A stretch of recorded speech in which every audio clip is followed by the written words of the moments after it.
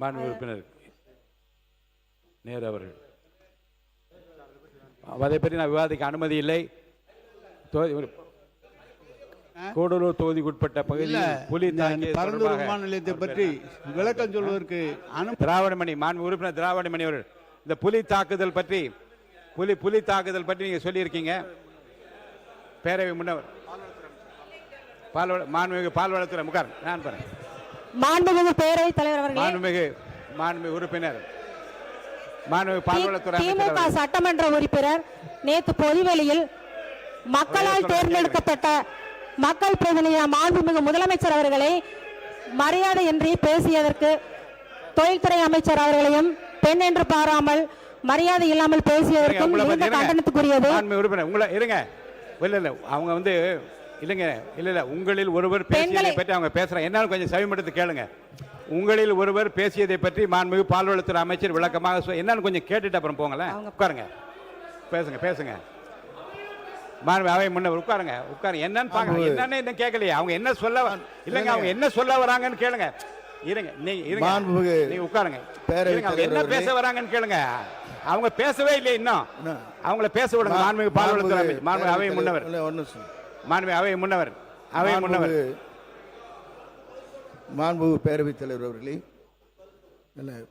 பால்வளத்துறை அமைச்சர் அதற்கான இன்னும் விளக்கங்களை முடிப்பதற்குள்ளே நீங்கள் இருந்து விட்டீர்கள். ஆகிய அருள் கூர்ந்து அவருடைய கருத்துக்களை கேட்டதற்கு பிறகு உங்கள் கருத்துக்களை ஒருவர் எழுந்து சொல்லலாம். ஏன்னா எத்தனை பேர் ஒட்டுக்க இருந்துச்சிங்கன்னா எப்படி நடைமுறையே இல்லாது எல்லாரும் அதான் சொன்னாங்க. யாரோ ஒருத்தர் நீங்கள் சொல்லலாம். பால்வளத்துறை அமைச்சர் மாண்புமிகு பேரவைத் தலைவர் அவர்களே, திமுக சட்டமன்ற உறுப்பினர் நேற்று பொது இடத்தில் பொதுக்கூட்டத்தில் மாண்புமிகு முதலமைச்சர் அவர்களை மரியாதையின்றியும் அமைச்சர் மற்றும் அமைச்சர் அவர்களை மரியாதை என்றும் தரக்குறைவாக பேசியிருக்காரு. இது பெரிய கண்டனத்துக்குரியது. இது அவர்கள் தோல்மையால் ஆற்றாமையால் மீண்டும் மீண்டும் இதனை உறுதிப்படுத்திக் கொண்டிருக்கிறார்கள். நான் சொல்றேன். மாண்புமிகு நீர்வளத்துறை அமைச்சர் இருங்க. நீர்வளத்துறை அமைச்சர் கூட காலையில் அலுவலகத்துக்கு மாண்புமிகு நீர்வளத்துறை அமைச்சர் கூட காலையில் அலுவலகத்துக்கு வெளியிலே பேசியிருந்தாலும் நம்முடைய முதலமைச்சரை பற்றியோ உறுப்பினரை பற்றியோ மாண்பு குறைவாக பேசுகின்றால் இது வருத்தமாக இருக்கிறது. இதெல்லாம் உரிமை பிறல் பிரச்சனைகள் வருமா என்று கேட்டார். நான் ஆய்வு செய்கிறேன் என்று சொல்லியிருக்கிறேன். அதுதான் மாண்புமிகு பால்வளத்துறை அமைச்சர்களுக்கு சொல்கிறேன். நீங்கள் கூறிய பிரச்சனைகளும் வெளியிலே பேசிய பேச்சுக்கள் நம்முடைய மாண்பை குறைப்பதாக இருந்தாலும், தனிநபருடைய மாண்பை குறைப்பதாக இருந்தாலும் சரி, பொறுப்பில் இருக்கிற அமைச்சருடைய மாண்பை குறைப்பதாக இருந்தாலும், அவையின் மாண்பை குறைப்பதாக இருந்தால் எப்படி இருக்கிறது என்பதை நான் படித்து பார்த்து பேசியதை கேட்டு ஆய்வு செய்து நல்ல முடிவு எடுப்பேன். அதுவரை இந்த பிரச்சனையை அமைதி காக்க வேண்டும் என்று கேட்டுக்கொள்கிறேன். மாண்புமிகு உறுப்பினர் கே நேரு அவர்கள் உட்காருங்க. எல்லாம் உட்காருங்க. மாண்பு பேரவைத் தலைவர்களே, முதலமைச்சர் அவை முன்னவர்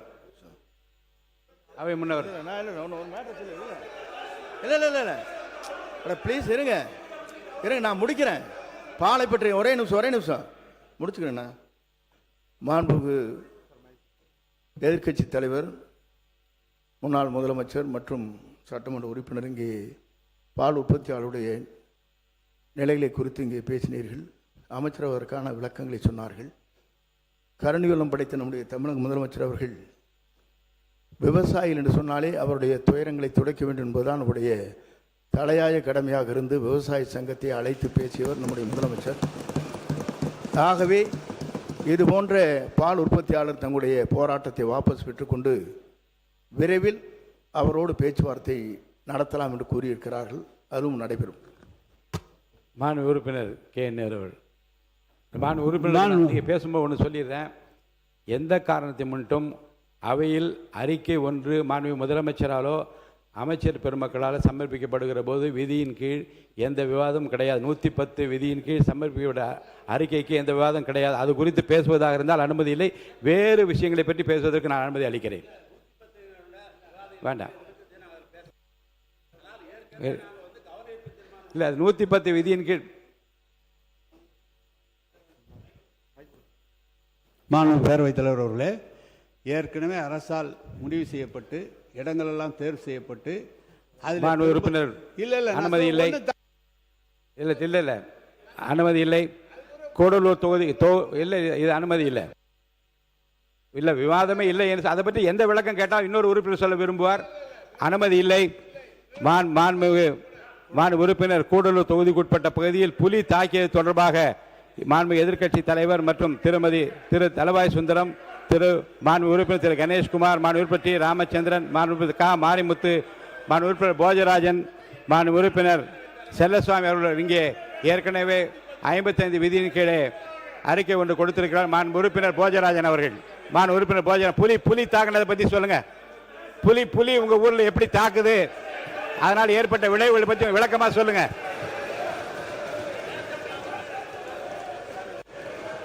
மாண்புமிகு பேரவைத் தலைவர் அவர்களே, இல்ல கொஞ்சம் இருங்க. புலி பயங்கரமா தாக்கி இருக்கு, மக்களுக்கு ஆபத்து ஏற்பட்டு இருக்கு, அதை பத்தி அவர் பேசுறாரு. மாண்பு உறுப்பினர் போஜராஜன், கடந்த வாரம்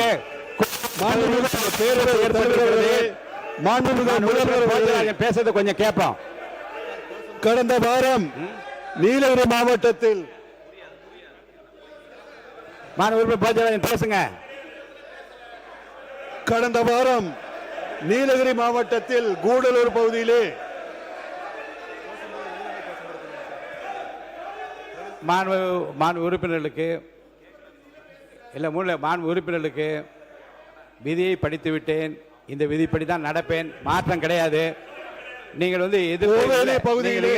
எதிர்த்து குரல் கொடுப்பதாக இருந்தால் தாராளமாக நீங்கள் வெளியே சென்று குரல் கொடுக்கலாம். அவைக்குள்ளே நான் இதை அனுமதிக்க முடியாது. மாண்பு உறுப்பினர் போஜராஜன் பேசுறீங்களா? அவை முன்னவர். மாண்பு பேரவைத் தலைவர் அவர்களே, 110 விதியின் கீழ் உங்களுக்குள்ள ஒரு முடிவு எடுங்க. சீக்கிரமா உங்களுக்குள்ள ஒரு முடிவு எடுங்க. என்ன செய்யலாம் என்பதை பற்றி ஒரு முடிவு எடுத்து நீங்க அமைதியாக நான் நடத்துவதற்கு எனக்கு வழிவகை செய்யுங்க. மாண்பு அவை முன்னவர். 110 விதியின் கீழ் முதலமைச்சர் அவர்கள் அறிவித்ததற்கு பிறகு என்றைக்குமே அது விவாதம் செய்து மாண்பு உறுப்பினர் அவை முன்னவர் வாங்க வாங்க வாங்க வாங்க கொஞ்சம். மாண்பு புலி அவை காவலர்கள் வந்து அதிகமான குரல் கொடுக்காம இல்லைங்க. மாண்பு அமைதியா நீங்க வருங்க இருங்க. இல்லை, நீங்க அவை காவலர்கள் வந்து குரல் கொடுக்காம அவங்களை போக சொல்லுங்க.